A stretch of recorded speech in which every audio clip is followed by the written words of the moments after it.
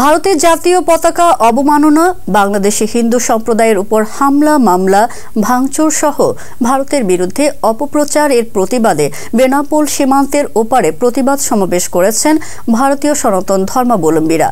সোমবার দুপুরে সীমান্তের জিরো লাইনের 50 গজ দূরে ভারতের পেট্রা পোলের অভ্যন্তরে সমাবেশ করেন তারা।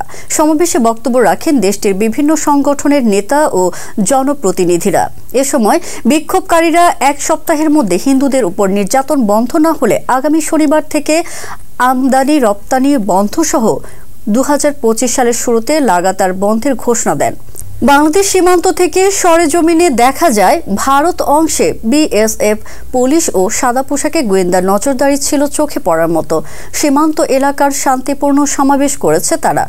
কোনো ধরনের উত্তেজনাকর পরিস্থিতি তৈরি হয়নি। অন্যদিকে যশোর 49 বিজিপি ব্যাটালিয়নের সদস্যরা বাংলাদেশ অংশে কঠোর অবস্থানে ছিলেন।